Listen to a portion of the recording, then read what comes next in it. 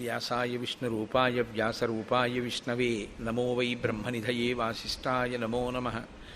కూజంతం రామ రామీతి మధురం మధురాక్షరం ఆరుహ్య కవితాశాఖాం వందే వాల్మీకికోకిలం. శ్రుతిస్మృతిపురాణానాం ఆలయం కరుణాలయం నమామి భగవత్పాదశంకరం లోకశంకరం. సదాశివసమారంభాం శంకరాచార్యమధ్యమాం అస్మదాచార్యపర్యంతాం వందే గురుపరంపరాం. వాగర్ధావివ సంపృక్తౌ వాగర్ధప్రతిపత్తయే జగతః పితరౌ వందే పార్వతీ పరమేశ్వరౌ. సూక్తిం సమగ్రయతున స్వయమేవ లక్ష్మీః శ్రీరంగరాజమహిషీ మధురైఃకటాక్షైః. వైదగ్ధ్యవర్ణకునగుంభనగౌరవైర్యాం కండూలకర్ణకుహరాः కవయోధయంతి. హైమోర్ధ్వపుండ్రమజహన్మకుటం సునాసం మందస్మితం మకరకుండలచారుగండం బింబాధరం బహుళదీర్ఘకృపాకటాక్షం శ్రీవేంకటేశముఖమాత్మని సన్నిధత్తాం. మనోజవం మరుతతుల్యవేగం జితేంద్రియం బుద్ధిమతాం వరిష్టం వాతాత్మజం వనరయూధముఖ్యం శ్రీరామదూతం శిరసా నమామి. ఆపదామపహర్తారం దాతారం సర్వసంపదాం లోకాభిరామం శ్రీరామం భూయో భూయో నమామ్యహం. శరజ్యోత్స్నాశుద్ధాం శశీతజటాజూటమకుటాం వరత్రాసత్రాణస్ఫటికగుటికా పుస్తకకరాం సకృన్నత్వా నత్వా కథమివ సతాం సన్నిధదతే మధుక్షీరద్రాక్షా మధురిమధురీనాః ఫణితయః. హరి ఓం. పరమేశ్వర స్వరూపమైన సభకి నమస్కారం.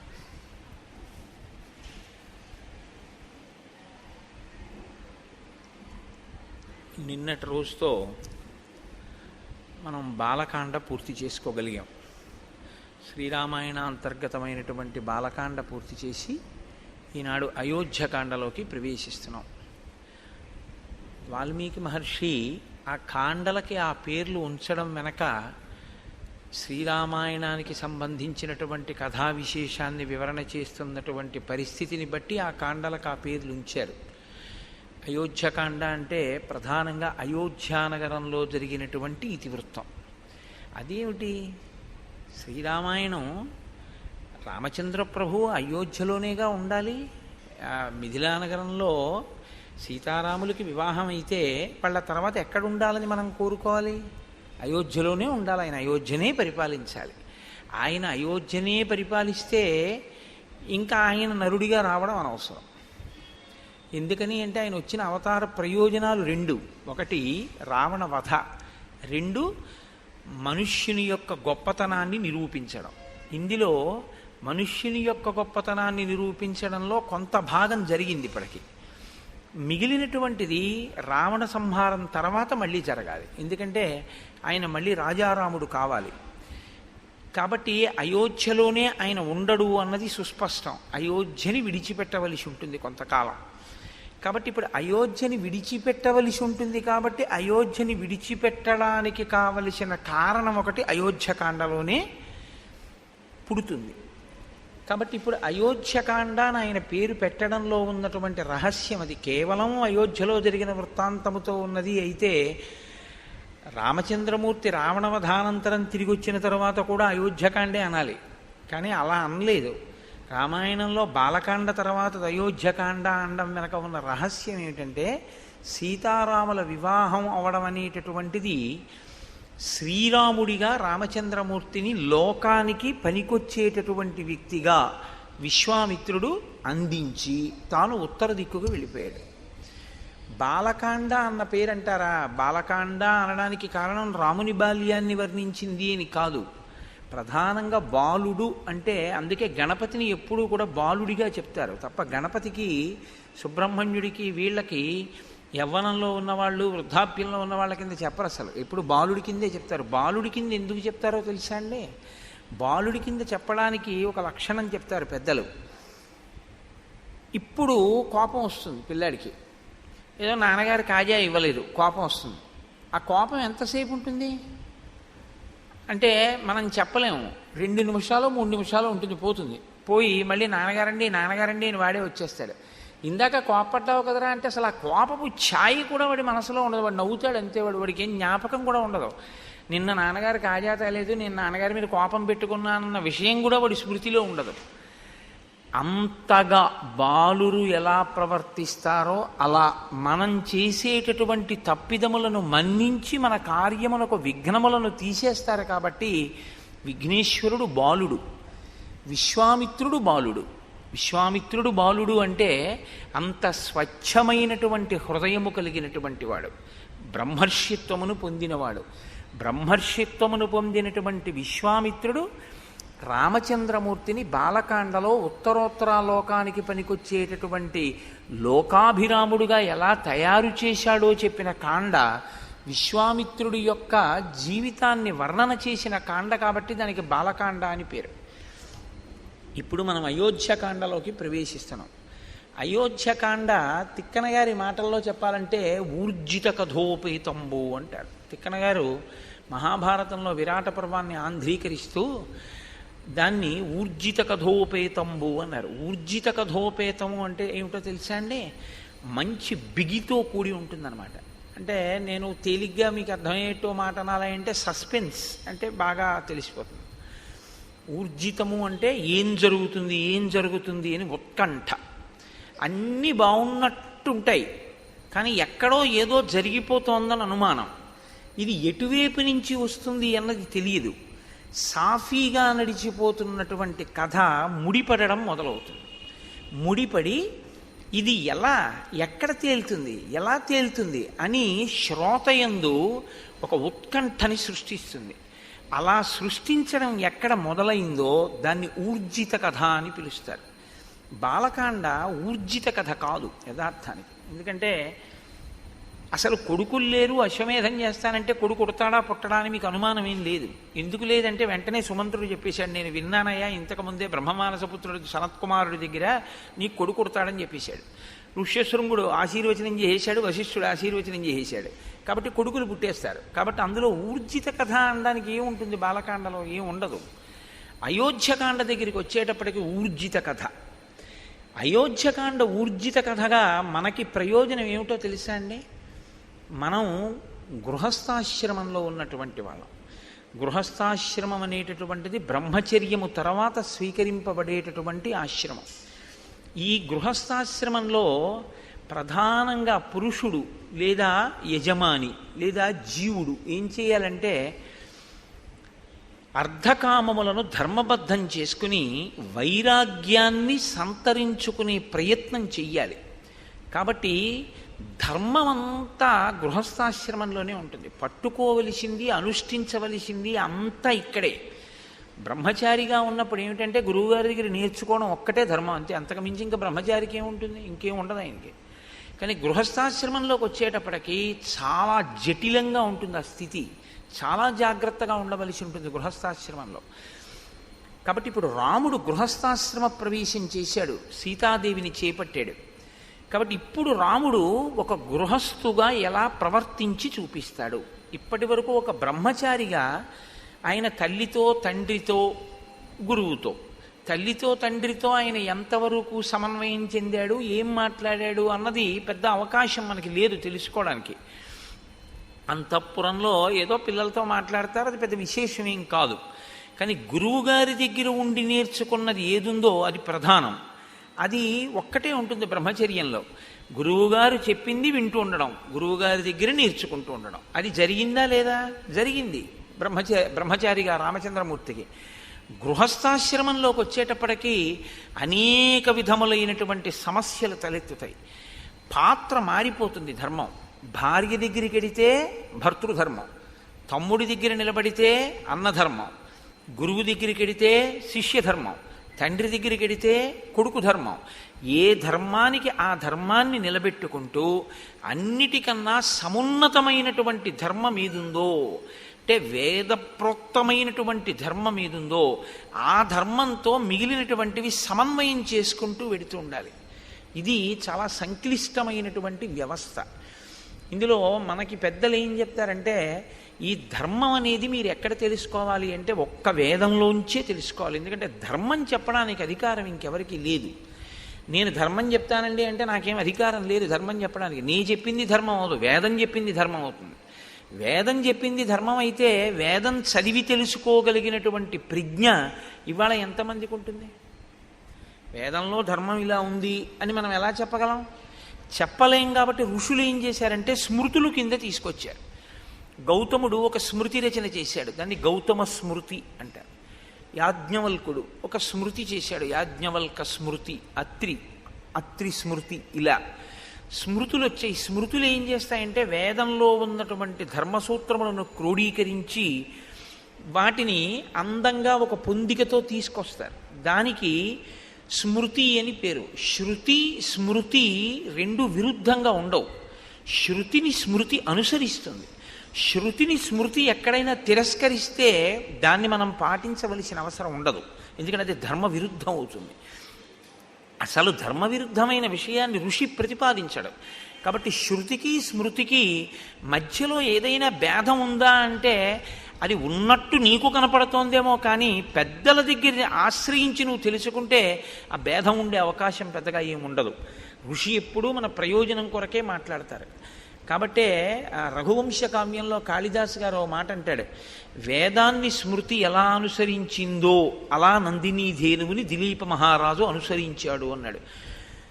శృతేరివార్థం స్మృతి రన్వగచ్చత్ అన్నాడు. శృతి యొక్క అర్థం వేదం ఏం చెప్పిందో దాన్ని స్మృతి అనుసరించినట్లు దిలీపుడు ఆ గోవుని నందినీ ధేనువుని అనుసరించాడు అన్నాడు.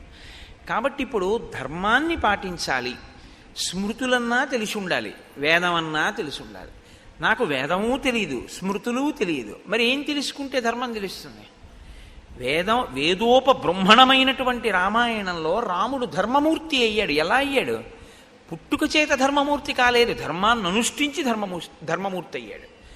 కాబట్టి ఇప్పుడు నీవు శ్రీరామాయణం అయోధ్యకాండ ప్రత్యేకించి బాగా అర్థమైతే మీకు అనేకమైనటువంటి ధార్మిక విషయముల మీద అనుమానాలు తీరిపోతాయి. కానీ మీరు దాన్ని చాలా జాగ్రత్తగా అర్థం చేసుకోవలసి ఉంటుంది.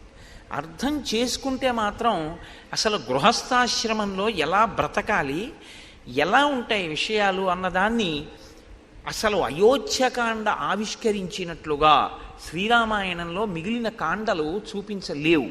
ఎందుకంటే సుందరకాండ ఉపాసన కాండ, అయోధ్యకాండ గృహస్థాశ్రమ ధర్మములను వివరించేటటువంటి కాండ. అందుకే అయోధ్యకాండ ప్రధానంగా ఎవరు విని తీరాలి అంటే గృహస్థాశ్రమంలో ఉన్నటువంటి వాళ్ళందరూ వినాలి, గృహస్థాశ్రమంలోకి వెళ్ళే వాళ్ళందరూ వినాలి. అంటే మినహాయింపు ఎవరికి ఉంటుంది? బహుశः ఉంటే శ్రీరామాయణాన్ని ఆదరణతో వినేటటువంటి సన్యాసికి తప్ప మిగిలిన వాళ్ళందరూ వినవలసింది. అంత గొప్ప కాండ అయోధ్యకాండ. కాబట్టి ఊర్జిత కథోపేతంబు ఇక్కడే రసకందాయంగా ఉంటుంది. అంటే కథ ఒక కొత్త పుంత తొక్కి అవతార ప్రయోజనం వైపుకి నడుస్తుంది. అది ఎలా నడుస్తుందో, ఎంత గమ్మత్తుగా నడుస్తుందో మీరు ఇప్పుడు అవధరించేటటువంటి ప్రయత్నం చెదురుగాని. నిన్నటి రోజున మీతో నేను ఒక మాట అని పూర్తి చేశాను. అన్ని ఋతువుల యందు సుఖములను అనుభవించారు సీతారాములు అంటూ నేను బాలకాండని పూర్తి చేశాను. అన్ని ఋతువుల యందు సుఖమును అనుభవించుట, ఈ మాట కొంచెం జాగ్రత్తగా మీరు పట్టుకోవాలి. మీకు సుఖంగా ఉందా అండి అంటుంటారు. ఈ ఫ్యాన్ పెట్టి మీకు సుఖంగా ఉందా అండి అంటారు. అంటే మీరు బాగా గుర్తుపెట్టుకోండి, అది ద్వంద్వము అని గుర్తు. ఖ అంటే ఆకాశం, సంస్కృతంలో ఖ అంటే ఆకాశం. ఆకాశానికి మార్పు ఏం ఉండదు అసలు, అది ఎప్పుడు అలాగే ఉంటుంది. దానిలో మబ్బులు వచ్చాయనుకోండి, మీకు ఇప్పుడు ఆకాశము మేఘావృతమైంది. ఆకాశంలో మబ్బులు తొలగిపోయాయి అనుకోండి, ఆకాశము నిర్మలంగా ఉంది. ఆకాశం ఏమైనా మారిందా? ఆకాశం ఏం మారలేదు. మబ్బులు కమ్మాయి, మబ్బులు పోయాయి. ఖ అంటే ఆకాశం, సు ఖ అంటే మనస్సు, ఖ అంటే ఆకాశం, సు ఖ అంటే బాగున్నట్టు నీకుంటే సుఖ. ఆ సు కాసేపటికి బాగుండనట్టు అనిపిస్తే దుఃఖ. ఖ అలాగే ఉంది, ముందున్న సు మారింది, దు మారింది, అంతే. ఇది పట్టుకోవడమే వైరాగ్యం వైపు వెళ్ళడానికి మొదటి మెట్టు. ఎందుకంటే సు ఎప్పుడూ సుగా ఉండిపోయింది అనుకోండి, సత్యమై కూర్చుంటుంది. అంటే అంటే మీకు నేను ఉదాహరణ చెప్పాలి అంటే, నేను అయోధ్యకాండ రాత్రి 11 అయినా చెప్తున్నాను అనుకోండి, మీకు దూ అవుతుంది. ఎందుకంటే 6:30కి మొదలెట్టింది బాగుంటుంది, 8:30 తర్వాత కొంచెం చెరగడం మొదలవుతుంది. 10 అంటే నాకు మీ విషయంలో అలా అనిపించట్లేదు, ఎందుకంటే ఎంత చెప్పినా వింటున్నారు. రాత్రి 12కు కూడా నేను చెప్పడం మొదలెట్టాను అనుకోండి, ఏమో అవుతుందేమో, దేవుడు వీడి వదిలిపెట్టడా ఏమిటి మన్నని. కాబట్టి అప్పటి వరకు బాగున్నది అప్పుడు ఎందుకు బాగోలేదు అంటే, అప్పటికి కావలసినటువంటిది ఒకటి ఆవశ్యకమైపోయి దానికి ఇది ప్రతిబంధకం అయిపోయింది. అప్పుడు ఈ దూ అవుతుంది. ఈ దూ రెండు తీసేసి కాగా ఉండిపోయాడు అనుకోండి, వాడే జ్ఞాని. అంతే. ఇది మీరు పట్టుకోవడంలోనే ఉంటుంది. కాబట్టి అన్ని ఋతువులలోనూ సుఖం అనుభవించేరి అంటే, ఆయా ఋతువులలో ఏది తీసుకుని ఎలా ఉంటే సంతోషంగా ఉంటుందో అలా వాళ్ళు ఉన్నారు. శీతాకాలంలో ఏసీ వేసుకు పడుకున్నాడు అనుకోండి, పిచ్చాడు అనుకుంటారు. వేసవి కాలంలో ఏసీ వేసుకు పడుకుంటే సుఖంగా ఉందంటాడు. అంటే ఏ ఋతువులో దేన్ని వాడుకుంటే మనసుకి సంతోషంగా ఉంటుందో అలా వాళ్ళు గడిపారు. అంటే సీతారాములు సంతోషంగా ఉన్నారా? మీకు అనుమానమా? అన్ని ఋతువులలోనూ సంతోషంగా ఉన్నారంటే 365 రోజులు సంతోషంగానే ఉన్నారు. ఇప్పుడు ఈ సంతోషానికి అడ్డేదైనా వచ్చిందనుకోండి, బాగా గమనించండి నేను చెప్పే మాటని. ఇప్పుడు ఈ సంతోషానికి అన్ని ఋతువులలో సీతారాములు సంతోషంగా ఉన్నారు. ఇప్పుడు సీతారాములు అడవికి వెళ్ళిపోతారు. పెద్ద విచిత్రం ఏంటంటే, మీకు తెలియదా నాకు తెలియదా, నేను దాచిపెట్టవలసిన అవసరం ఏముంది అందులో, నేను దాచిపెడితే మాత్రం మీకు తెలియదా? అడవికి వెళ్ళిపోయారు. అడవికి వెళ్ళిపోతే మీరు నేను ఏం చేస్తామంటే ఇలా వేళ్ళు విరిచి, అయ్యయ్యయ్యో ఎంత పని చేసిందండి మందర, ఎంత పని చేసిందండి కైకమ్మ, రాముడు అడవికి వెళ్ళిపోయాడు పాపం ఎంత కష్టపడుతున్నాడో అంటాం. ఆయనకి అది కాదు దూ కాదు, ఆయన అందుకని నవమి నాడు పుట్టాడు. ఆయన ఏమంటాడంటే, మా నాన్నగారిని సత్యంలో నిలబెట్టి నా ధర్మాన్ని నేను పోషించాను కాబట్టి నాకు సంతోషం అంటాడు. మీకు దుఃఖంలా కనపడుతున్నది రాముడికి దుఃఖం కాదు. అది రాముడికి దుఃఖం అయితే రామాయణం నేను చెప్పక్కర్లేదు, మీరు వినక్కర్లేదు. ఆయనకి ధర్మం కావాలంతే. ధర్మం పట్టుకుని ఉంటే ఆయనకి సంతోషం. ధర్మం వదిలేశాడో రాముడు, అది ఆయనకి ఇబ్బంది. అందుకే అసలు వదలడం. ఎప్పుడైనా వదిలిపెడతాడేమో అన్నట్టు అనిపిస్తుంది ఒక్కొక్కసారి, కానీ వదలడం, దాన్నే పట్టుకుంటాడు. ఇది మీరు రామపాత్ర వైపు నుంచి పట్టుకోవాలి. కదలని రాముడు కదలకుండా ఉన్నా కదిలిపోతున్న పాత్రలు ఎన్నున్నాయో పట్టుకోవడం రామాయణం. కదలని రాముడు కదలకుండా ఉన్నాడు, కదులుతున్నవన్నీ కదలని దాన్ని ఆశ్రయించి కదులుతున్నాయి. మీరు గమనించండి, బండి కదులుతుంది. బండి కదలాలంటే దేన్ని ఆధారం చేసుకుని కదులుతుంది? చక్రాలను ఆధారం చేసుకుని కదులుతున్నాయి. చక్రాలు దేనికి బిగింపబడి ఉంటాయి? ఒక ఇరుసుకుంటాయి. ఇరుసు అలా ఉండి చక్రాలు తిరుగుతూ ఉంటాయి. ఒక తిరగనిది తిరుగుతున్న దాని మీద ఉంటుంది. కదలని బండి కదులుతున్న చక్రాల మీద ఉంటుంది. కదులుతున్న చక్రాల వల్ల బండి కదులుతూ ఉంటుంది తప్ప అసలు అది కదలదు. లేదా కదలని దాన్ని ఆధారం చేసుకుని కదులుతూ ఉంటాయి చక్రాలు. అప్పుడు మీరు ఇరుసు కదలటం లేదు, చక్రాలు బిగింపబడి ఉన్నాయనుకుంటే. అలా లోపల కదలని రాముణ్ణి ఆధారం చేసుకుని కదిలిపోతున్న పాత్రలు కదిలిపోవడం మొదలవుతాయి అయోధ్యకాండ నుంచి. ఇంకా ఇది అయోధ్యకాండ నుంచి మీరు ఆ కోణంలో చూడవలసినటువంటి ఒక దృక్కోణం రామాయణాన్ని. అందుకని ఈ కదలికని చూపించడం గచ్చతా, కదులుతున్నాయి. ఇక నుంచి నువ్వు జాగ్రత్తగా కదులుతున్నాయంటే కదలనిదేది కదులుతున్నదేవి ఇది చూడటం నేర్చుకో. ఇది వాల్మీకి హృదయం. గచ్చత అని మొదలెట్టారు ఆయన. గచ్చత అంటే వెళ్ళిపోయెను, వెడలిపోయెను అన్న మాటతో మొదలుపెట్టారంటే అది కదలిక. వెళ్ళడం అంటే కదలిక కదండి. ఈ కదలిక ఏ కదలని దాన్ని ఆధారం చేసుకుని కదలడం మొదలుపెట్టాయన్నీ. ఇది నువ్వు పట్టుకోగలిగితే కదలని వాడెవడో దేని వలన కదలడో నువ్వు పట్టుకోగలవు. ఇది అయోధ్యకాండలో మీరు చాలా జాగ్రత్తగా పరిశీలించాలి. అలా కదలకపోవడానికి కారణం ఏమిటంటే ఆయన పట్టుకున్న ధర్మం రాముడిది. ఇప్పుడు గచ్చతామాతులకులం భరతేన తదానఘ శత్రుఘ్నో నిత్యశత్రుఘ్నో నీత ప్రీతి పురస్కృత గచ్చత మాతుల కులం. మాతుల కులం అంటే మేనమామ గారి ఇల్లు. భరతుని యొక్క మేనమామ యుధాజిత్, కేకయరాజు యొక్క కుమారుడు. యుధాజిత్ పెళ్లికే వచ్చాడు. జనక మహారాజు గారి యొక్క నగరానికి, మిథిలా నగరానికి వచ్చాడు. వచ్చి పెళ్ళి అయిపోగానే భరతుణ్ణి శత్రుఘ్నుణ్ణి నేను తీసుకెళ్తానని అడిగాడు. లేదా భరతుడు భరతుణ్ణి అడుగుతాడు కదండి, శత్రుఘ్నుణ్ణి అడగాడు. ఎందుకంటే భరతుడు కదా మేనల్లుడు. కాబట్టి భరతుణ్ణి అడుగుతాడు, ఒరే నిన్ను తీసుకెళ్దామని వచ్చాను రా, నీ పెళ్ళి అన్నారు అక్కడికి వచ్చాను, పెళ్ళి అయిపోయింది కదా, ఏదో నిన్ను తీసుకెళ్ళి సరదాగా నీతో గడపాలనుంది నాకు కొన్నాళ్ళు, అందుకు వచ్చాను, కాబట్టి నిన్ను తీసుకెళ్దాం అనుకుంటున్నాను అంటే భరతుడు తప్పకుండా వస్తాను మామయ్య అంటే కదా దశరథుడిని అడగడం వెళ్తానని. మీరు బాగా ఆలోచించండి. ముందు అసలు భరతుడు ఒప్పుకుంటే కదండి దశరథ మహారాజు గారిని అడగడం. దశరథ మహారాజు గారు భరతుడిని పిలిచి నువ్వు మీ మేనమామ ఇంటికి వెళ్ళిపోని అనరు. ఎందుకనరు? ఒక్కటే కారణం, కొత్తగా పెళ్ళయింది. తన భార్యతో కలిసి వచ్చాడు అయోధ్యకి, మాండవితోటి. శత్రుఘ్నుడు శృతకీర్తితో వచ్చాడు. పిలిచి ఒరే మీ ఇద్దరు మేనమామ ఇంటికి వెళ్ళండి రా అని ఎందుకంటాడు ఆయన మధ్యలో? అనడు. కాబట్టి ఇప్పుడు యుధాజిత్తు భరతుడిని అడిగాడు, భరతుడు దశరథుడిని అడిగాడు, దశరథుడు వెళ్ళన్నాడు. ఇది ఊర్జిత కథోపేతంబు. అలా అంటాడా ఏ తండ్రి అయినా? ఇప్పుడేమిట్రా మేనమామ ఇంటికి, మొన్ననే కదా పెళ్ళయింది, కొత్తగా నలుగురు వచ్చారు, కోడళ్ళు, ఏదో సంతోషంగా ఉన్నాం కదా, ఇప్పుడు నువ్వు వెళ్ళిపోతానంటా ఏమిటి? పైగా మీరు ఆలోచించండి, భరతుణ్ణి దశరథుడు పంపించేశాడు అనుకోండి. బాగా ఆలోచించండి మీరు. భరతుణ్ణి సరే వెళ్ళు మేనమామ ఇంటికి అన్నాడు. రాముడు సీతమ్మతో, లక్ష్మణుడు సుమిత్రతో, శత్రుఘ్నుడు శృతకీర్తితో అక్కడే ఉంటారు. కొడుకు కోడలు కూడా లేకుండా ఉండిపోయింది ఎవరై ఉంటారు? కైకమ్మ అయి ఉంటుంది. కైకమ్మ అంటే దశరథ మహారాజు గారికి మహా ఇష్టం, ముగ్గురు భార్యల్లో ప్రియపత్ని ఆయనకి. ఇప్పుడు ప్రియపత్ని దగ్గరికి ఆయన రోజు రాత్రి అక్కడికే వెడతాడు, పెద్ద భార్య దగ్గరికి కూడా వెళ్ళాడు. కౌసల్య చెప్పింది ఆ మాట.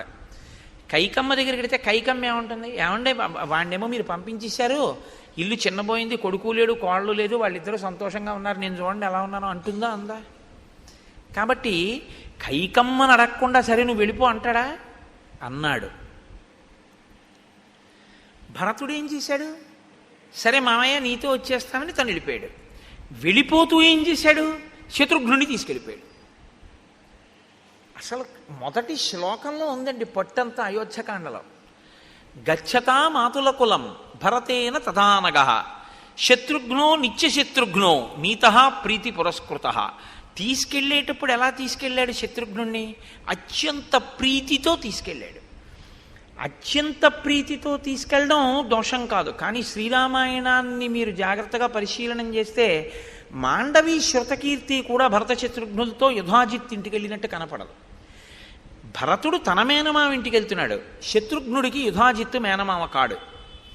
కానప్పుడు శత్రుఘ్నుడిని భరతుడు ఎలా పిలిచాడు? రమ్మని పిలిచాడు. శత్రుఘ్నుడు ఎలా వెళ్ళిపోయాడు? వెళ్ళిపోయిన వాడు ఇప్పుడు రమ్మన్నాడు, ఏమిటి రమ్మని బాగుంటుందా అని ఏమాత్రం అనుకోకుండా ప్రీతితో వెళ్ళిపోయాడు, ప్రీతితో తీసుకెళ్ళిపోయాడు.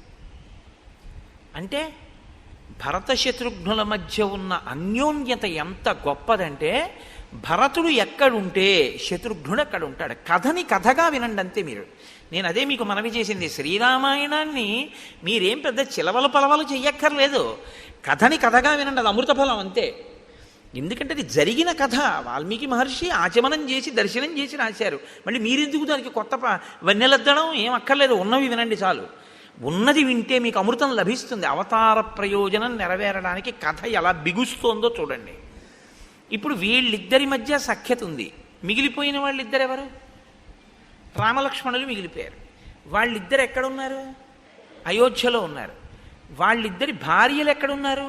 అయోధ్యలో ఉన్నారు. భరత శత్రుఘ్నుల భార్యలు ఎక్కడున్నారు? అయోధ్యలోనే ఉన్నారు. పంపించిన దశరథుడు ఏదైనా మనస్సులో వాళ్ళు ఇక్కడ ఉండడం ఇష్టం లేక పంపాడా?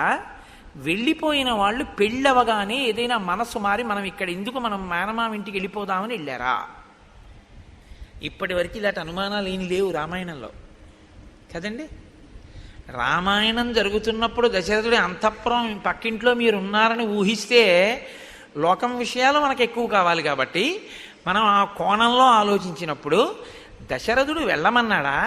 పెళ్ళవగానే ఏమైనా మార్పు వచ్చి ఎవరి గొడవ వాళ్ళు చూసుకుంటూ ఏమైనా భరత శత్రుఘ్నులు ఇద్దరు వేరే వెళ్ళారా?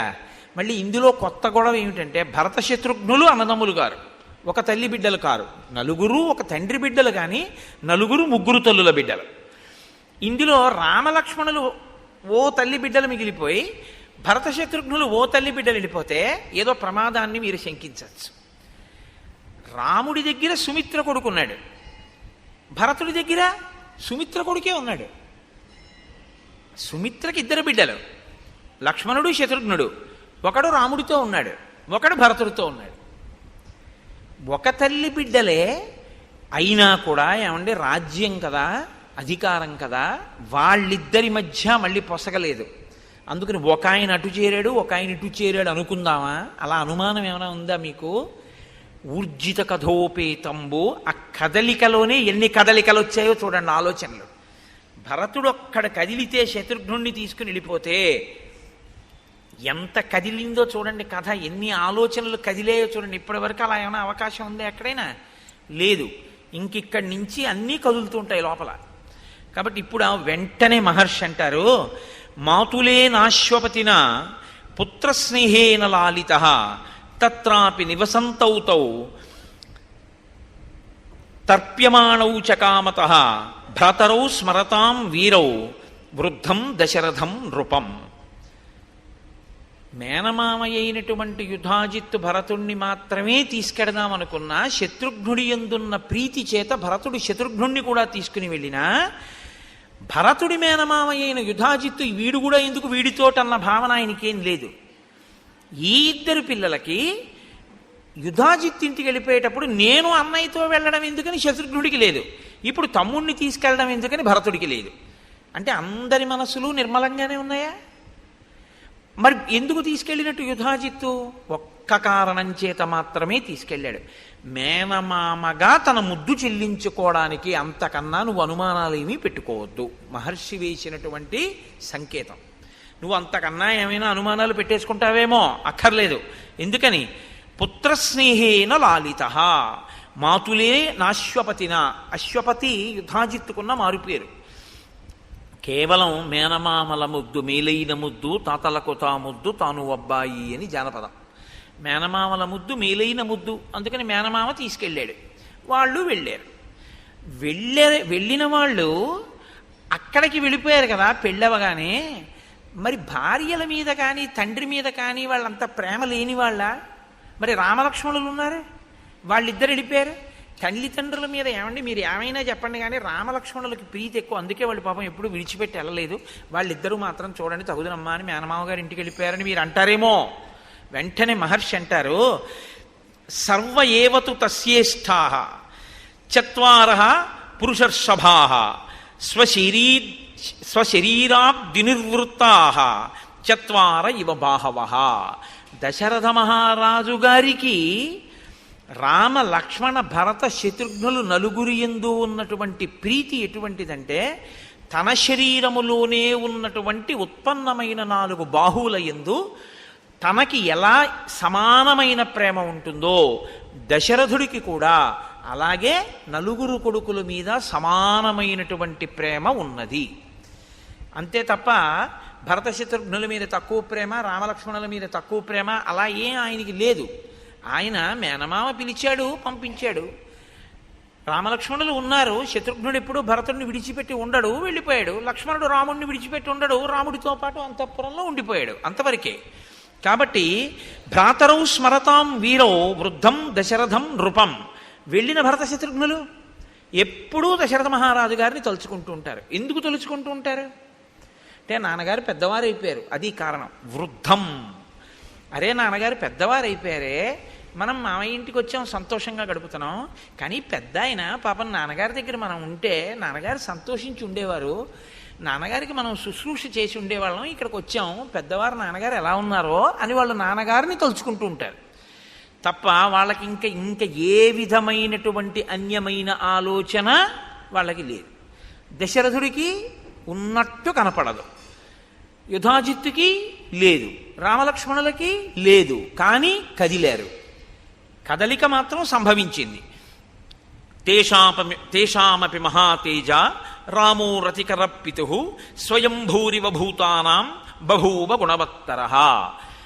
ఈ అంతఃపురంలో రామలక్ష్మణులు ఉన్నప్పుడు దశరథ మహారాజు గారు పరిపూర్ణమైనటువంటి తృప్తిని పొందుతున్నాడు. ఎందుకు పొందుతున్నాడు అంటే, నలుగురు కొడుకులైనా అందులో పెద్దవాడైనటువంటి రామచంద్రమూర్తి యొక్క గుణముల శోభ అటువంటిది. మహాతేజ, గొప్ప తేజోవంతుడు. రామో రతికర పితు, తండ్రికి సర్వకాలములయందు తృప్తిని కలిగించేటటువంటి మనస్తత్వం ఉన్నవాడు.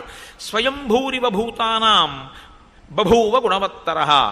ఆయన పరాక్రమశాలి, పైగా అందరి చేత కూడా అన్ని భూతములకు కూడా ప్రీతిపాత్రుడు. అటువంటి రాముడు అంతఃపురంలో ఉన్నాడు.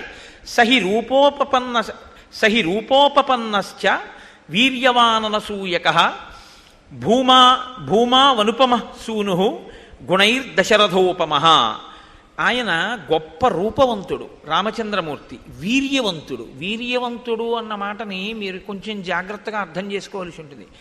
వీర్యవాన్ అని సంస్కృతంలో ఎందుకంటారంటే, వీర్యవాన్ అంటే అర్థం ఏమిటంటే, శత్రువులతో యుద్ధం చేసేటప్పుడు తాను లోపల ఏ విధంగానూ నీరసపడకుండా, అంటే 1000 మంది వచ్చి మీద పడ్డారనుకోండి, కొట్టేస్తే మళ్ళీ 1000 మంది వచ్చారనుకోండి, ఇలా ఎంతసేపు యుద్ధం చేయని, ఇలా వచ్చి మీద పడుతూనే ఉన్నారని లోపల తాను కుందకుండా ఎంతో ప్రీతితో రెట్టించిన ఉత్సాహంతో లోపల తనని తాను నిలబెట్టుకుంటూ ఎదుటివాడితో పోరాటం చెయ్యగలిగినటువంటి వీరుణ్ణి వీర్యవాన్ అని పిలుస్తారు. కాబట్టి అటువంటి వీర్యవంతుడైన అనసూయకః, ఇతరుల మీద అసూయతో ఉండేటటువంటి లక్షణం ఉన్నటువంటి వాడు కాడు. భూమా వనుపమ సూను, ఈయన పోల్చి చెప్పడానికి వీలు లేనటువంటి కుమారుడు. గుణైర్దశరథోపమః, దశరథుని యొక్క కుమారుడైనటువంటి రామచంద్రమూర్తి అన్ని గుణముల చేత శోభించి అందరి యొక్క మన్ననలను పొంది ఉన్నాడు. అంటే ఇప్పుడు మీరు ఒక విషయాన్ని గుర్తుపెట్టుకోవాలంటే, రాముడు పుట్టినప్పుడు ఇవన్నీ చెప్పారు కదా, ఇప్పుడు ఎందుకు చెప్తున్నారు ఇప్పుడు మళ్ళీ అయోధ్యకాండలో? ఇది మహర్షి ఊరకనే చెప్తున్న మాటలు కావు. ఇప్పుడు రాముడు పెద్దవాడయ్యాడు, ఇప్పుడు రాముడు యవ్వనంలో ఉన్నాడు, ఇప్పుడు రాముడు గృహస్థాశ్రమంలో ఉన్నాడు, ఇప్పుడు రాముడు భార్యాయుతుడై ఉన్నాడు, ఇప్పుడు రాముడు పెద్దవాడయ్యాడు. పెద్దవాడైనటువంటి రాముడు తన గుణముల చేత ప్రజలతోటి ఏమనిపించుకుంటున్నాడు? పెద్దవాడైన రాముడు గురువుల యొక్క హృదయంలో ఎలా ఉన్నాడు? పెద్దవాడైన రాముడు బ్రాహ్మణుల యొక్క హృదయంలో ఎలా ఉన్నాడు? పెద్దవాడైన రాముడు విద్వాంసుల హృదయంలో ఎలా ఉన్నాడు? పెద్దవాడైన రాముడు ఏమీ తెలియనటువంటి ఆడవాళ్ల యొక్క మనసులలో ఎలా ఉన్నాడు? ఆడవాళ్ల మనసులలో అన్న మాట నేను ప్రత్యేకంగా ఎందుకంటున్నానంటే, వాళ్ళు కేవలం ఇంటికి పరిమితమై కేవలం భర్తని అనుగమించేటటువంటి పాతివృత్యము కలిగినటువంటి స్త్రీలు కాబట్టి అసలు పరపురుషుడి గురించి ఆలోచనే ఉండదు. అటువంటి వాళ్ళు తన భర్త తన బిడ్డల గురించి మాత్రమే ఆలోచించే లక్షణం ఉండేటంతగా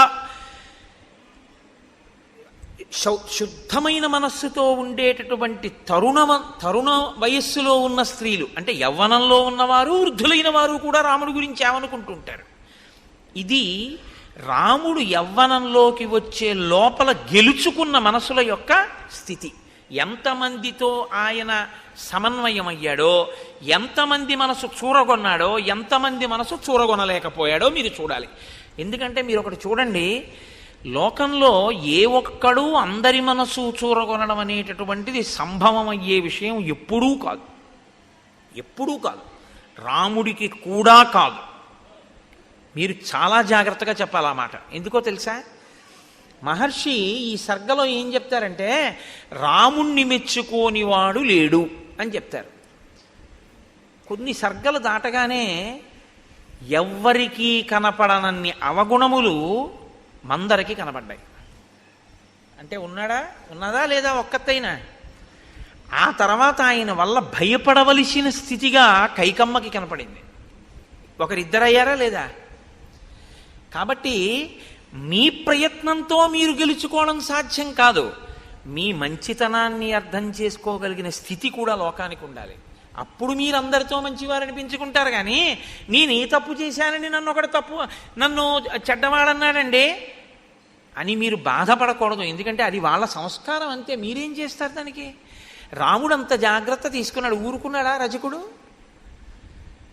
ఎక్కడో ఏడాది పాటు సీతమ్మ తల్లిని రావణాసురుడు కొలువుకోవటంలో ఉన్నదాన్ని తీసుకొచ్చి ఏలుకున్నటువంటి వెర్రి రాముడు నేను అటువంటి వాణ్ణి కానన్నాడు. అన్నాడా లేదా? అగ్ని పరీక్ష చేస్తే మాత్రం ఊరుకున్నాడా? అనేవాడు అంటూనే ఉంటాడు. ఆ అన్నవాడు ఎన్నాళ్ళు అన్నాడని అడిగారు. పుర్రె మారిపోయిందేమో కానీ వాడికి ఆ వాచాలత్వం అలవాటు ఉండిపోయి ఆయన ద్వాపరయుగం వరకు అంటూనే ఉన్నాడు. ఆఖరికి కృష్ణుడు కనబడితే కూడా అన్నాడు. అంటే అప్పుడు పక్కనున్న బలరాముడు అన్నాడు, ఈ అలవాటు ఇవ్వాల్టిది కాదన్నాయా, నువ్వు రాముడుగా ఉన్నప్పటి నుంచి ఉందిరా తమ్ముడు. అప్పుడు ఇలాగే వాగాడు వదిన మీద. ఇహ ఈ పుర్రె తనంత తాను మారదు, ఈ పుర్రె నువ్వు పగలగొట్టాయి అన్నాడు. అంటే అప్పుడు కృష్ణుడు పగలగొట్టేశాడు ఆ పుర్రె. అంత మౌఢ్యంతో ఉంటారు ఒక్కొక్కళ్ళు. కాబట్టి వాళ్ళకి మీరు మంచి అవ్వాలి అని మీరు కోరుకోకూడదు కూడా. మీరు ధర్మపదంలో ఉన్నారా లేరా? అంతేగాని నాకు 198 మందే మంచివాడన్నారండి, 2 ఓట్లు రాలేదని దాని గురించి బాధపడిపోకూడదు. అలా ఉండదు లోకంలో. ధర్మాన్ని మీరు పట్టుకున్నారా లేదా అంతవరకు. కాబట్టి నతు నిత్యం ప్రశంతాత్మ మృదుపూర్వంతు భాషతే ఉచ్యమానోపి పరుషం నోత్తరం ప్రతిపద్యతే. రాముడి గురించి వినడం అంటే గృహస్థాశ్రమంలో ఉన్నవాడు నేర్చుకోవలసిన విషయాన్ని మీరు పట్టుకోవలసి ఉంటుంది. సతునిత్యం ప్రశాంతాత్మ, ఆయన ఎప్పుడూ ప్రశాంతమైనటువంటి స్థితిలో ఉంటాడు. ఇది కొంచెం మీరు జాగ్రత్తగా పట్టుకోవాలి. నేను ప్రశాంతంగా ఉన్నానండి, మీరు వచ్చి నన్ను తిట్టారు, నా మనసు పాడైపోయింది. ఇప్పుడు బాగా గుర్తుపట్టండి, నేను మీ తిట్లు పుచ్చుకోలేదు. ఏమైంది? మీరు పాడయ్యారు కదా. ఇన్ని తిట్టినా వాడు చూడరా హాయిగా వెళ్ళిపోతున్నాడు, వాడు ఏం పట్టించుకోవడం, ఇంకా బీపీ మీకే వస్తుంది కదా. అంటే ఏది పుచ్చుకోవచ్చో ఏది పుచ్చుకోకూడదో దాన్ని పుచ్చుకోవలసిన దాన్ని పుచ్చుకోక్కర్లేదనుకున్న దాన్ని పుచ్చుకోక్కర్లేకుండా పక్కగా వదిలేయగలిగిన ప్రజ్ఞ, అంటే అది సద్విమర్శ అయి మంచి అయితే పుచ్చుకుని, అప్పుడు అది మీరు తీసుకోవాలి. ఇది మనం మార్చుకోవలసింది అనుకుంటే పుచ్చుకుని మార్చుకుంటారు, బాధపడవలసిన అవసరం ఉంది. ఇది మనం పుచ్చుకోవలసిన అవసరం ఉన్నది కాదు అనుకుంటే మీరు దాన్ని వదిలిపెట్టేస్తారు. ఇప్పుడు బాధపడవలసిన అవసరమే ఉంది. మీరు పట్టుకున్నారో లేదో? అలా ఉంటే మీరు ప్రశాంతాత్మ. అలా కాకుండా మీకు పనికొచ్చేదే చెప్పాడు ఒక ఆయన. ఏమండి అలా ఉండకండి, కొంచెం మీరు అనుకుంటున్నారు కానీ కాస్త మీరు అలా ఉండడం వల్ల ఇబ్బంది ఉంటుంది, మీరు కొంచెం ఆ పద్ధతి మార్చుకుని ఇలా ఉండండి అన్నాడు. మీరు కొంచెం పరిశీలనం చేస్తే నిజమే, నేను అలా చేయడం కన్నా ఇలా చేస్తే బాగుంటుందేమో అనిపించింది. అప్పుడు మీరు అలా చేయండి, ప్రశాంతాత్మ. మీరు నాకు ఆయన చెప్పడం ఏమిటి, నాకు ఆయన నన్ను ఆయన అలా అనడం ఏమిటి అని పీక్కున్నారనుకోండి, అశాంతాత్మ, అశాంతి. ఇప్పుడు అది మనం పుచ్చుకోవలసింది లేదు. ఆయనకి తెలియదు పాపం, ఏం మాట్లాడాలో తెలియదు. కాబట్టి ఏదో మాట్లాడాలనుకుని మాట్లాడేశాడు అంతే. కాబట్టి దాని గురించి పెద్ద చింత లేదు, వదిలిపెట్టేసి అక్కడతో. ఇప్పుడు ప్రశాంతాత్మ కదా. ఇది మిమ్మల్ని బట్టి ప్రశాంతాత్మ కానీ పక్కవాడిని బట్టి ప్రశాంతాత్మ ఎప్పుడూ ఉండదు. అలా అయితే నేను ఏం చేయాలో తెలుసా అండి? అసలు మనిషి అన్నవాడు కనపడని చోటుకు పారిపోవాలి నేను ప్రశాంతంగా ఉండాలంటే. అది సంభవం అండి గృహస్థాశ్రమంలో. తెల్లారులేస్తే కొడుకుంటాడు, భార్య ఉంటుంది, బిడ్డలు ఉంటారు, పాలవాడు ఉంటాడు, పూలవాడు ఉంటాడు, ఉద్యోగానికి వెడతాం, అధికారులు ఉంటారు, అందరూ ఉంటారు. అందరితోటి సమన్వయం అవ్వాలి. అందరితోనూ సమన్వయం అవుతూ మీరు ప్రశాంతాత్మ. అలా ఉండాలంటే ఇది మీకు రావాలి. మీకొస్తే మీరు ప్రశాంతాత్మ. రాముడు ప్రశాంతాత్మ. ఇది పట్టుకోండి బాగా. ఇప్పుడు రాముడు ఏది పుచ్చుకోవాలో అది పుచ్చుకుంటాడు, ఇది అక్కర్లేదనుకుని వదిలేస్తాడు. అందుకని ఆయన ఇప్పుడు అలాగే ఉంటాడు. ఉండని వాళ్ళు ఎవరంటే ఇన్నన్నా అలా ఉన్నాడని బాధపడేవాడు, ఇంత చెప్పినా మార్చుకోలేదని బాధపడేవాడు, లేకపోతే నే చెప్తే మార్చుకున్నాడని పొంగిపోయేవాడు. మీరు పట్టుకున్నారో లేదో? ఆయన మార్చుకున్నాడండి. ఆయనండి నే చెప్తేనే మార్చుకున్నాడని వీడు పొంగిపోయాడు. ఇప్పుడు పొంగు వీడిది, ఆయన ఏందేం లేదు, ఆయన ప్రశాంతాత్మ. నే చెప్పానండి, ఆయన వినలేదు, వీడు కుంగిపోయాడు. కుంగిపోయింది వీణ, ఆయనకేం లేదు, ప్రశాంతాత్మ. పొంగు కుంగు నీకొస్తున్నాయి, ఆయనకేం లేదు. రామాయణంలో కదలికలు ఇలా ఉంటాయి. కదలని వాడెవరు? ఇది ఎంత గుంభనంగా చెప్తాయో చూడండి శ్లోకాలు. ఇది రాముడికా మీకు కూడానా? మీకు కూడా. రక్తపోటు ఎందుకు వచ్చింది అంటే ఆందోళన వలన. ఆందోళన వల్ల ఎందుకు వచ్చింది అంటే ప్రతి చిన్న విషయానికి కదిలిపోతాడు. అలా కదిలిపోకుండా ఉండాలంటే ఏమిటి మార్గం అంటే శ్రీరామాయణం ఒక పెద్ద మనస్తత్వ శాస్త్రము. మీకు ప్రశాంతంగా జీవితం చేసుకునేటటువంటి మార్గాన్ని శ్రీరామాయణం ఉపదేశం చేస్తుంది. అలా ఉండడానికి ఏం చేస్తూ ఉంటాడండి? ప్రశాంతాత్మ మృదుపూర్వంతో భాషతే. చాలా మృదువుగా మాట్లాడతాడు. అదేమి కఠినంగా ఉండదు ఆయన మాట్లాడితే. కానీ ఏమండి చాలా వ్యగ్రతతో లోపల కడుపులో మండిపోయి చెప్పవలసిన మాట చెప్పవలసి వస్తే ఎలా చెప్తాడు? ఏ కేకలేం వేయడైనా చక్కగా చెప్తాడు. నా సంకుచిత పంథాహ ఏనవాలి హతోగత అంటాడంతే. వాలి విడిపోయిన మార్గం మూసుకుపోలేదని సుగ్రీవుడికి చెప్పు అంటే మాట వినకపోతే వాళ్ళ అన్నయ్య ఎటు వెళ్ళాడో అటు వెళ్ళిపోతాడని చెప్పు, అంటే చచ్చిపోతాడని చెప్పు. చక్కగా మాట్లాడతాడు. ఎంత అందంగా మాట్లాడతాడో. ఎవరో సరే ఎందుకులేండి, ఇప్పుడు ఏదో రామాయణం మృదువుగా మాట్లాడే దానికి కఠినంగా మాట్లాడే ఉదాహరణ నేను చెప్పడం ఎందుకు. కాబట్టి మృదుపూర్వంతో భాషతే, మృదువుగా మాట్లాడతాడు. కాబట్టి ఆయన లోపల కదలడు. ఒకవేళ నిష్కారణంగా ఎవడో కటువుగా మాట్లాడితే మరి అప్పుడు ఏం చేస్తాడండి? ఉచ్యమానోపి పరుషం నోత్తరం ప్రతిపద్యతే. అవతలవాడు చాలా ఉద్రేకంగా మాట్లాడుతున్నాడు, ఇప్పుడు తాను కాని మళ్ళీ మాట్లాడితే అది ఖచ్చితంగా ఉద్రేకానికే వెడుతుంది. అప్పుడు ఆయన మాట్లాడు, ఆయన మౌనంగా ఉంటాడు. ఆయన మౌనంగా ఉండి అవతల వాడిని బాగా మాట్లాడనిస్తాడు. ఎంత ఉద్రేకపడగలడో అంత ఉద్రేకపడనిస్తాడు. ఆయన నిశ్శబ్దంగా వెళ్ళి అవేం పుచ్చుకోడు. పుచ్చుకుంటే కదండి వచ్చిన బాధ. ఇప్పుడు నన్ను తిట్టాలని మీరు అనుకున్నారనుకోండి, అనుకుని నన్ను తిట్టేశారు, కానీ నేను అప్పుడు నిద్రపోతున్నాను. ఏమైనా ప్రయోజనం ఉందా? మీరు తిట్టారని కూడా నాకు తెలియదు. లేచుండి నేను పుచ్చుకోపోయినా అంతే. మీరు 1000 రూపాయలు ఇస్తే నేను పుచ్చుకోలేదనుకోండి, నేను ఆయనకి 1000 రూపాయలు ఇచ్చానండి అని మీరు అనగలరా? నేను పుచ్చుకుంటే కదా మీరు నాకు ఇచ్చినట్టు. మీరు తిట్టారు, మీరు తిట్టానని మీరు అనుకుని ఉద్రేకపడాలంతే, నేను పుచ్చుకుంటే కదా. ఇది రాముని యొక్క స్వభావం. ఇది యథార్థానికి ఏమిటంటే రాముడు అలా ఉన్నాడంటే ప్రశాంతాత్మ, నువ్వు కూడా అలా ఉండాలనుందా? రాముడు ఇలా ఉన్నాడు, నువ్వు అలా ఉండు. మార్గాన్ని చెప్తున్నారు మహర్షి. ఎందుకంటే గృహస్థాశ్రమంలో మనం వివిధమైనటువంటి వ్యక్తులతోటి ఆ సందర్భంలోకి వస్తాం. నాకు ఒక మిత్రుడు ఉండేవాడు, ఎప్పుడూ ఎవరినో ఒకళ్ళని తిట్టేవాడు. రోజు ఆఫీసులో రోజు దెబ్బలాడేవాడు. మొన్న మా అమ్మాయి పెళ్లి భోజనానికి వస్తే నేను అన్నాను కూడా, నీ గురించి ఉపన్యాసంలో చెప్తున్నాను ఆయన ఈ మధ్యని. అంటే అతను అన్నాడు, నేను రోజున అన్నాను, ఏమయ్యా నువ్వు రోజు ఎవరో ఒకళ్ళతో దెబ్బలాడతావు కదా, అసలు ఎవ్వరూ దెబ్బలాడకుండా నువ్వు దెబ్బలాడినా మౌనంగా ఉన్నారనుకో, ఏం చేస్తావయ్యా, ఎలా దెబ్బలాడతావు అన్నాను. దెబ్బలాడకపోతే నాకు నిద్ర పట్టదండి కోటేశ్వరారు అన్నాడు. మరి దెబ్బలాడకపోతే ఎవ్వరూ దెబ్బలాడకుండా అందరూ మౌనంగా ఉన్నారు, నువ్వేమన్నా ఊరుకున్నారు, ఏం చేస్తావు అన్నాను. మా ఆవిడితో దెబ్బలాడతానన్నాడు. మీ ఆవిడ దెబ్బలాడకపోతే అన్నాను. మా ఆవిడితో ఎలా దెబ్బలాడాలో నాకు తెలుసు అన్నాడు. నేను తెల్లబోయాను, ఎలా దెబ్బలాడతావు అన్నాను. ఆవిడని ఎలా దెబ్బలాడగలవు నువ్వు ఆవిడితో అన్నాను. ఏముంది, ఇంటికి వెళ్ళి అడుగుతాను, ఉత్తరాలు ఏమైనా వచ్చాయా అని అడుగుతాను. వచ్చాయి అందనుకోండి. కన్యాదానం ఎందుకు చేశాడు మీ నాన్న? కన్యాదానం చేసి నాతో పంపడం ఎందుకు, రోజుకో ఉత్తరం రాయడం ఎందుకు, నీకేమో పుట్టింటి మీద వ్యామోహం కల్పించడం ఎందుకు, నిమిషానికోసారి నువ్వు పుట్టింటికి ఎడతాను అనిపించేటట్టుగా చేయడం ఎందుకు, ఎందుకు ఆపాటి దానికి ఆ పుట్టింట్లోనే ఉంచుకోపోయాడా, ఎందుకు ఇచ్చినట్టు పిల్లనని చెప్పి అయిన దానికి కాని దానికి చెలరేగిపోతాను అలా మెట్ల మీద. ఆవిడ కోపం వచ్చేదో ఉంటుంది. నేనన్నాను, మరి ఉత్తరం రాయిపోతే అన్నాను. కన్యాదానం చేసేసాడుగా, ఇంకా ఏమైపోతే ఆయనకి ఎందుకు, ఓ క్షేమంగా ఉన్నావా ఏమిటని కూడా ఉత్తరం రాయడు.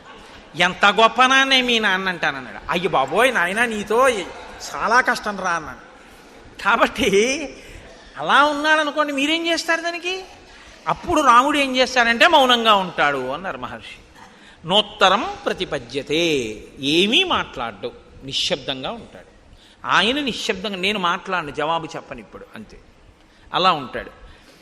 కథంచిదుపకారేణ కృతే నైకేన తుష్యతి నస్మరత్యపకారాణం శతమప్యాత్మవత్తయ. కథంచిదుపకారేణ, కథంచి అంటే కావాలని చేసింది కాదు, అనుకోకుండా చేసిన ఉపకారం. అనుకోకుండా ఆయన వల్ల ఒక ఉపకారం జరిగింది, కావాలని చేద్దామని చేసిన ఉపకారం ఏం కాదది. కథంచిదుపకారేణ కృతే నైకేన తుష్యతి.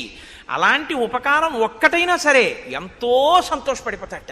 గుర్తుపెట్టుకుని ఆయనండి నాకు ఈ ఉపకారం చేశారు, ఆయనండి నాకు ఈ ఉపకారం చేశారంటట. నిజంగా ఆయన ఏం కావాలని ఏం చేయలేదు. ఏదో రాముడు నేను ఓ దగ్గర కూర్చున్నాం అనుకోండి, రాముడు టికెట్ కొనుక్కుందామని ఎడుతున్నాడు, రాముడు పెట్టి నా పెట్టి పక్కన పెట్టాడు, నాకేం చెప్పలేదు, వెళ్ళిపోయాడు. ఈలోగా ఓ దొంగ అటుగా వచ్చాడు, ఆ పెట్టి పట్టుకెడదాం అనుకుని నా పెట్టి అనుకుని పట్టుకెళ్ళలేదు, పక్క వాళ్ళ పెట్టి పట్టుకుని నిలబోయాడు, పట్టుకున్నారు, కొట్టారు. కొడుతుంటే అసలు నేను ఆ పెట్టి జోలికి వెళ్దాం అనుకున్నాను, ఆ పెట్టి అటుకుపోతే పోయేది, ఆయన టికెట్ కోసం వెళ్ళాడు, ఆయన పెట్టి అనుకుని నేను ఎత్తుకుపోలేదు అన్నాడు. ఇప్పుడు రాముడు అనుకుంటాట, నేను ఆయనకి అప్పజెప్పపోయినా నా పెట్టె ఆయన పెట్టె పక్కన పెట్టడం వల్ల నా పెట్టె దొంగతనం కాకుండా రక్షింపబడింది.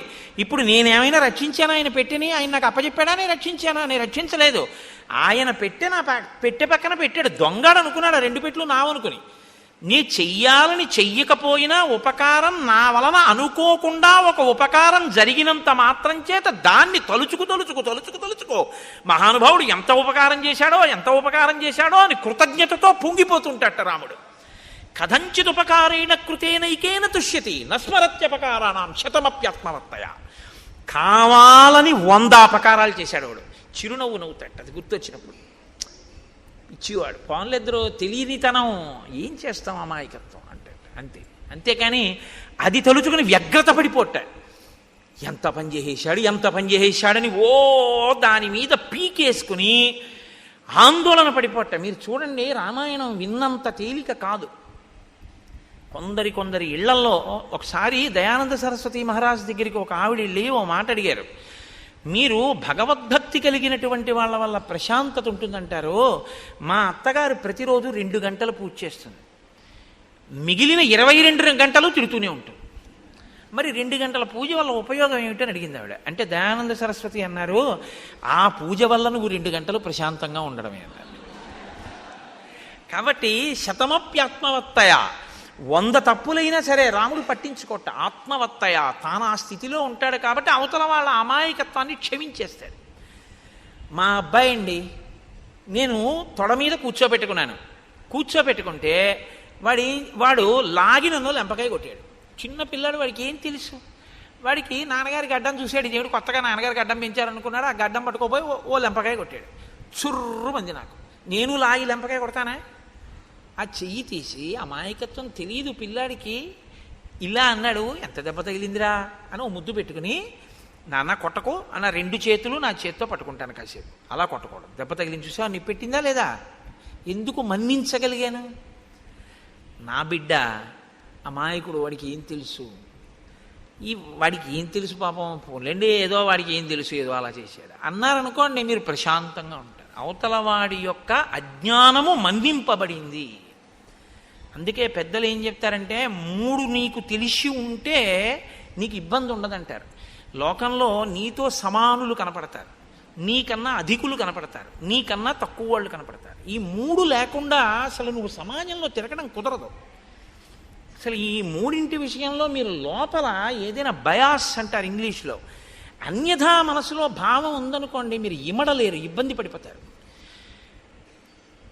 మీరు ఒక చోటికి వెళ్ళారంటే మీతో సమానులు ఉంటారు, మీకన్నా కింద వాళ్ళు ఉంటారు, మీకన్నా పై వాళ్ళు ఎప్పుడూ ఉంటారు. మీరు చదువుకుంటుంటే మీకన్నా బాగా చదివే వాళ్ళు ఉంటారు, మీతో సమానులు ఉంటారు, మీ అంత చదవలేని వాళ్ళు ఉంటారు. శాస్త్రం ఎప్పుడూ ఏం చెప్తుందంటే, ఈ 3 పట్ల నిశ్చితాభిప్రాయం ఉండాలి నీకు. నీతో సమానులు గౌరవం, నీతో సమానులైనటువంటి వారి యందు ఆదరం ఉండాలి, ప్రేమ, కలిసి తిరిగేటటువంటి సుహృత్ సంబంధం ఉండాలి. నీకన్నా ఉన్నతులు గౌరవం ఉండాలి. మహానుభావుడు ఎంత సాధన చేశాడో, నాకన్నా అంత పైమెట్టు మీద నించున్నాడో, ఆయన్ని మనం చూసి నమస్కారం చేసి ఆయనలా మనం కూడా అవ్వాలని నువ్వు గౌరవించగలగాలి. నీకన్నా తక్కువ వాడు ఈశ్వరానుగ్రహంతో ఆయన వృద్ధిలోకి రావాలో కానుకున్నాడు. పాపం అంతగా తెలుసున్నవాడు కాడు, ఆయన వృద్ధిలోకి రావాలన్నారు. ఇప్పుడు మీరు గుర్తుపెట్టుకోండి, మీరు ఎవరితో సమన్వయం అవుతున్నారో ఆ 3 మెట్ల మీద ఉన్నవాళ్ళు కూడా సంతోషంగా ఉంటారు. మీకన్నా పై మెట్టు మీద ఉన్నవాడిని చూసి మీరు భరించలేకపోయారనుకోండి, ఎంత మంచిలోనో అవగుణాన్ని తీస్తారు. ఇది లోకం యొక్క పోకడ అక్కడే వస్తుంది. ఆయన ఎందుండదు, నీలో ఉంది ఆ భావన. ఆయన ఉన్నతిని నువ్వు తట్టుకోలేవు, అందుకని మాట్లాడతారు తప్పుగా. నీతో సమానుడు, ఏంటి నాకన్నా గొప్ప అంటాడు. నీకన్నా తక్కువ, నైత్య భావన, వాడికి ఏం తెలుసండి అంటాడు. ఇప్పుడు వాళ్ళకేం అవ్వదు, వాళ్ళు అలాగే ఉంటారు. పాడైపోయేది ఎవరంటే నువ్వు.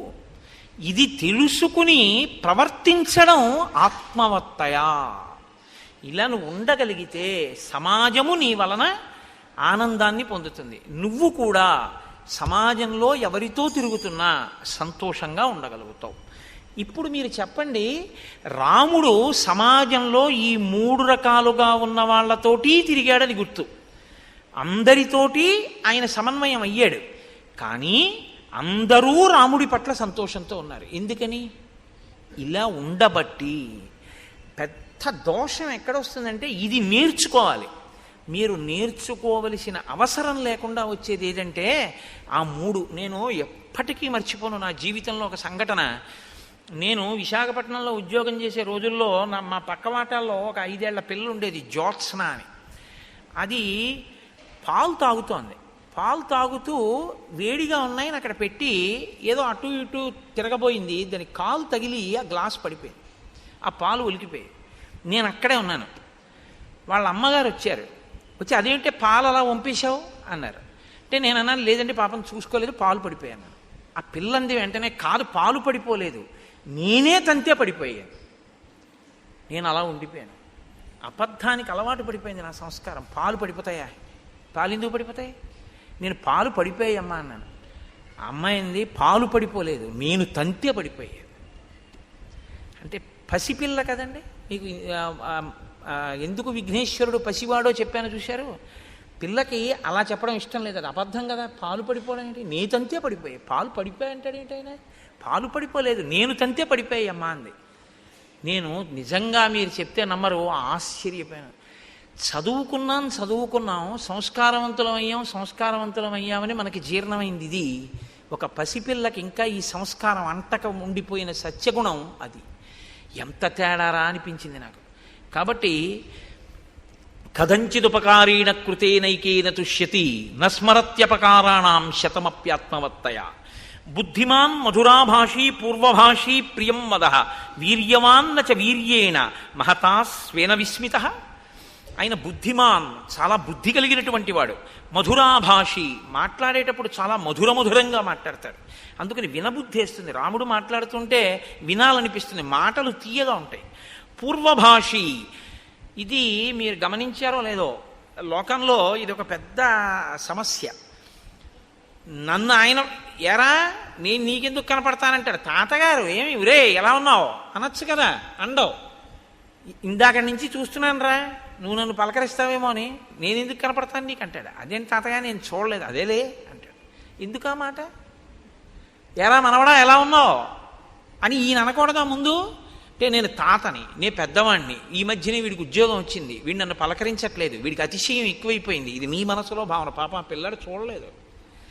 రాముడుట అది కాదుట, పూర్వభాషి. ముందు రాముడు మాట్లాడతాట. రాముడిని ఎవరైనా పలకరించారనుకోండి చిన్నపుచ్చుకుంటాట. అయ్యో అదే నేను మాట్లాడలేదు, పాపం వాళ్ళే వచ్చి పలకరించారు ఏమిటని. నేను అందరినీ రాముడే ఏమో బాగున్నారా, ఏమండి అయ్యా బాగున్నారా అని రాముడే పలకరిస్తాట. పూర్వభాషి అంటే ఇంకోళ్ళు నన్ను పలకరించడం ఏంటి, నేను వాళ్ళని పలకరించాలి కదా ప్రేమగా అని చిరునవ్వుతో పలకరిస్తాట. హృదయ సంస్కారం అది. కాబట్టి పూర్వభాషి. అటువంటి రాముడు ప్రియం వదః వీర్యవాన్న చ వీర్యేణ మహతా స్వేన విస్మితః. ఆయన అంత పరాక్రమం ఉండి కూడా, అటువంటి వీర్యవాన్ అయ్యుండి కూడా నేను వీర్యవంతుణ్ణి అని ఎన్నడూ కూడా అతిశయంతో అహంకారంతో ఉన్నవాడు కాడు. నచానృత కథో విద్వాన్ వృద్ధానాం ప్రతిపూజకః అనురక్తః ప్రజాభిశ్చ ప్రజాశ్చాప్యనురంజతే. ఆయన ఇది ఒకటి చాలా గొప్ప విషయాన్ని మీరు వినాలి. ఇది ఇవాల్టి రోజున చాలామందిని పాడు చేసేటటువంటి పెద్ద సమస్య ఇదే. నచానృత కథో, ఆయన ఎన్నడూ కూడా అసత్యమాడేటటువంటి వాడు కాడు. ఆయన విద్వాన్, అన్నీ తెలుసున్నటువంటి వాడు. వృద్ధానాం ప్రతిపూజకః, ఆయన వృద్ధులైనటువంటి వాళ్ళని, జ్ఞానమున్న వాళ్ళని పూజించేటటువంటి లక్షణం ఉన్నవాడు. అనురక్తః ప్రజాభిశ్చ, ప్రజల యందు అనురాగమున్నవాడు, ప్రజల చేత ప్రేమింపబడినవాడు. అన్నిటికన్నా గొప్ప విషయం ఏమిటో తెలుసా అండి? నా శ్రేయసిరతో విద్వాన్ నవిరుద్ధ కదారుచి. ఆయన ఎప్పుడూ కూడా నా శ్రేయసి రతో విద్వాన్ న విరుద్ధ కదారుచి. ఏది శ్రేయస్సుని ఇవ్వదో అటువంటి దాన్ని చదవడం పట్ల ఆయనకి అనురక్తి లేదు. ఇవాళ నాకు తెలిసి ఏమంటే ఏదో రామాయణం చెప్పాం, భాగవతం చెప్పామని చాలామంది మాట్లాడుతూ ఉంటారు వచ్చి, లేకపోతే ఫోన్ చేస్తూ ఉంటారు. నాకు రామాయణంలో ఈ మాట ఎంత గొప్ప రచన చేశారా మహర్షి అనిపిస్తుంది. ప్రింటింగ్ ప్రెస్లు వచ్చేసాయి. ఈ తెలిసినా తెలియకపోయినా ఏదో పుస్తకం రాసేయడం, రచన చేసేయడం, దాన్ని విడిచిపెట్టేయడం. ఆ పుస్తకం ఏం చేసేస్తోందంటే తెలిసి తెలియనితనంతో రాసినటువంటి పుస్తకం చాలామంది జీవితాలనే పాడు చేసేస్తాం. తెలిసి తెలియనటువంటి విషయంతో ఉన్నటువంటి పుస్తకాలు, కల్పిత కథలన్నీ కూడా ఏం చేస్తాయంటే మనసుకి ఉద్రేకాన్ని కల్పించేవై ఉంటాయి. అవి యథార్థములు కావు, కానీ ఉద్రేకాన్ని కల్పిస్తాయి, కాసేపు లేకపోతే ప్రసన్నత్వాన్ని కల్పిస్తాయి. అది ఏమైపోతుందంటే మనసు మెల్లిమెల్లిగా దానికి అలవాటు పడిపోతుంది. ఆ కల్పిత కథల్ని చదువుకుంటూ ఉండడం. నువ్వు చదువుకున్నటువంటి చదువు దేనికి పనికొస్తుందంటే సత్యము కాని ఒక విషయాన్ని నువ్వు అదే పనిగా చదువుకుంటూ ఆ భ్రాంతిలో గడిపేయడానికి పనికొస్తుంది. ఏది సత్యమైన విషయమో అది చదువుకోవడానికి నీ చదువు పనికి రావాలి. రాముడు ఎప్పుడు చదివేవాడు కాదుట. అసత్యమైన విషయము అది నాకు శ్రేయస్సుని ఇవ్వదు, అది పనికొచ్చేది కాదు, నా ఉద్ధరణకి పనికిరాదు, రాముడు చదివేవాడు కాడు. పిల్లలకి పుస్తకాలు చదివే అలవాటు చేసేటప్పుడు ఏ పుస్తకాలు చదవాలో అలవాటు చేయాలి. అది చాలా అవసరం. తప్ప ఏదో బుక్ రీడింగ్ అని చెప్పి పనికిమాలిన పుస్తకాలన్నీ చదవడమే అలవాటు చేశారనుకోండి, ఉపయోగం ఏముంటుంది? నేను ఒక్క మాట అంటాను, మీరు నిజాయితీగా ఆలోచించండి. నేను ఎవరిని మనసు ఖేదపరచాలని నేను మాట్లాడటలేదు. మీరు ఇవాళ ఒక 5 రూపాయలు పెట్టి న్యూస్ పేపర్ కొంటే ఒక రోజంతా చదవచ్చు, అంత మెటీరియల్ ఉంటుంది అందులో ఎవరో ఒకళ్ళు ఎంతోమంది మాట్లాడిన ఉంటాయి. ఆ మాట్లాడిన మాటల్లో పనికొచ్చేది, మీ జీవితానికి ఆదర్శవంతంగా తీసుకోవలసిన మాట అన్నవి ఎన్ని కనపడుతుంటాయి. ఎంత పొల్లుంటుంది, ఎన్ని పనికొచ్చే మాటలు అందులో ఉంటాయి. కానీ మనం న్యూస్ పేపర్ చదవద్దని నేను అన్నాను, న్యూస్ పేపరే జీవితంగా బతుకుతాం.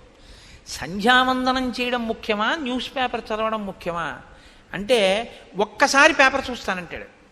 ఒక్కసారి పేపర్ చూస్తానది ఇలా పట్టుకున్నవాడు పేపర్ అంతా అయ్యాక 9ంటికి సంధ్యావందనానికి వెళ్తాడు. 9ంటికి సంధ్యావందనానికి వెళ్ళే లోపల నీ మనసు ఏమైపోతుందంటే ఇందులో ఉన్న విషయాలు చదివి నీ పక్షపాతాలకి అనుగుణంగా అది ఉద్వేగం చెందుతుంది.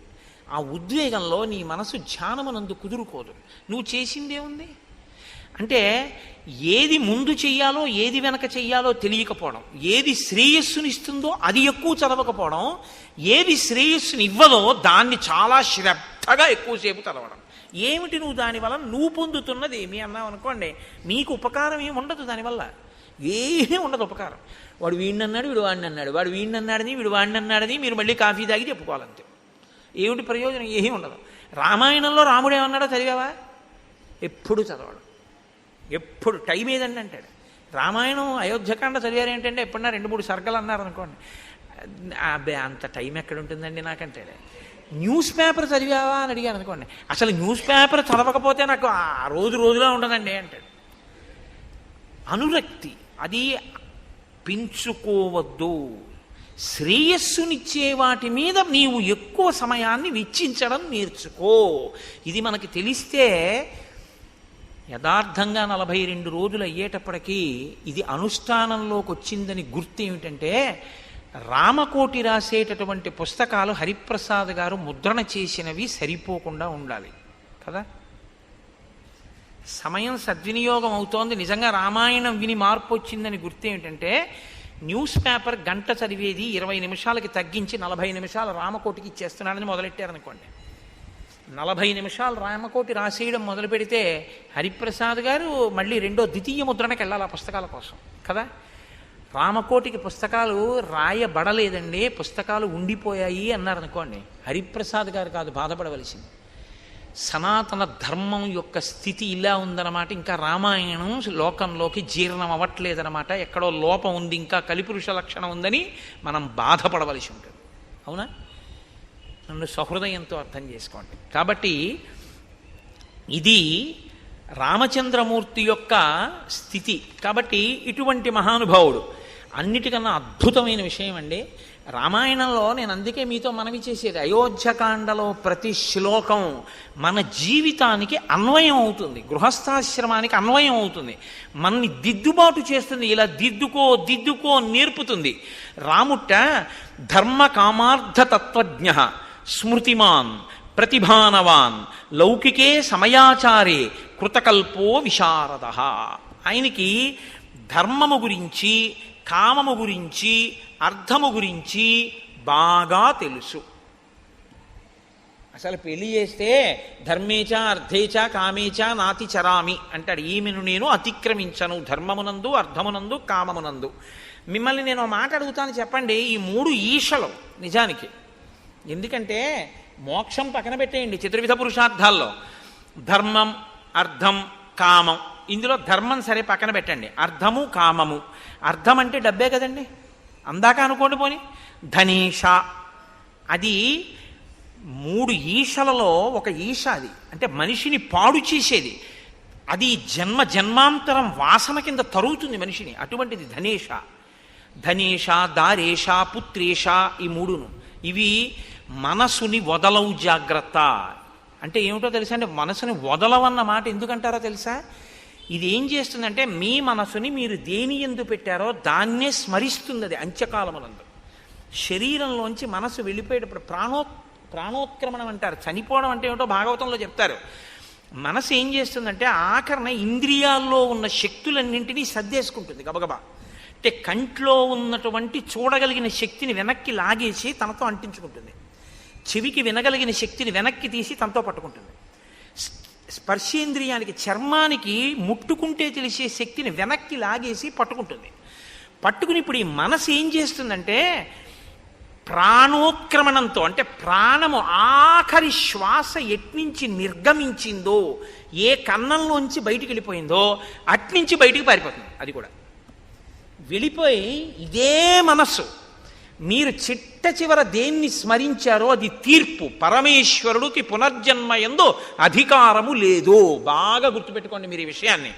బాగా జ్ఞాపకం చేసుకోండి. మనిషి జీవితంలో గుర్తుపెట్టుకోవలసింది, పునర్జన్మయందు ఈశ్వరునకు అధికారము లేదు. ఈశ్వరుడు ఇవ్వలేడు. మళ్ళీ నన్ను మనిషిగా పుట్టించు, ఈశ్వరుడు పుట్టించలేడు, ఇవ్వలేడు ఈశ్వరుడు. ఎందుకో తెలుసా అండి, అది మీకు వదిలిపెట్టేశాడు మనిషికి. నీ పునర్జన్మ నీ చేతిలోనే ఉంచాను. మళ్ళీ పుడతావో మళ్ళీ పుట్టవో ఎటుపోతావో నీ ఇష్టం, నీకు వదిలేశాను. ఎలా వదిలేడో తెలుసా? మనసుకి స్మరణ ఉంటుంది. అందుకే స్మరహ అంటారు. ఎప్పుడూ తలుచుకుంటుంది. దేన్ని తలుచుకోవడానికి అది అలవాటు పడిపోయిందో అది ఊపిరి మీద ఆధారపడుతుంది. ఆఖరినది దేన్ని స్మరించిందో దాన్ని బట్టి పునర్జన్మిస్తాడు ఆయన. నా మనసు ఎప్పుడూ డబ్బుని స్మరించిందనుకోండి, అర్ధేష హీనోపాధుల్లోకి వెళ్ళిపోతాడు. తేళ్ళు, జర్రిలు, పాములు ఇలాంటి వాటిలోకి వెడతాడు.